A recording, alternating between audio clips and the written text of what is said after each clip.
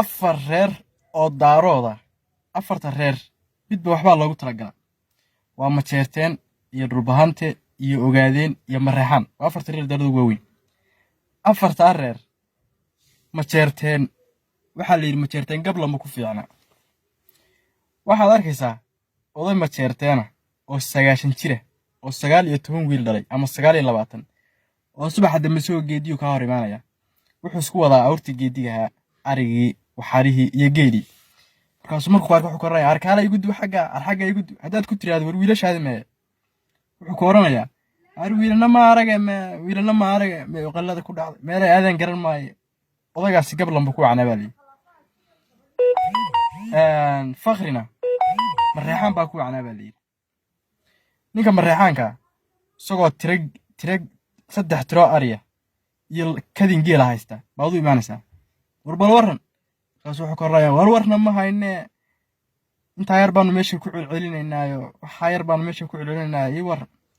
hadda waa 2 tiro ariya iyo kadin geela mareexaana faqriba ku canaabay dhulbaanti waalib ku canaabay maalin bay isu iimaanaya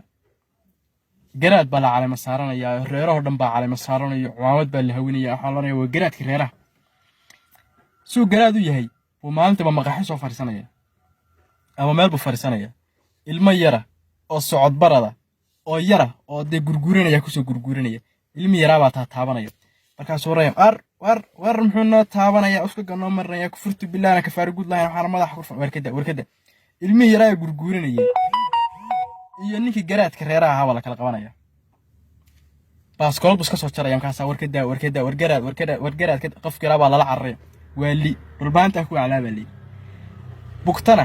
ogaadeen baa ku canaabay ninka ogaadeenka isagoo magaalada 30 sekin u jira 30 mirir soo jira baad u imaanaysa markaas aad ku horaysa war hebel war magaalada ka waran markaas uu oranaya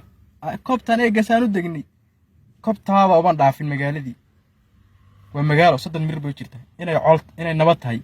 iyo la isku dilay war uma hayo bugtana ogaadeen baa ku canaabay afarta reer daarood midba wax ku canaabay afarta ay ni sheegay baa mid walba ku wacna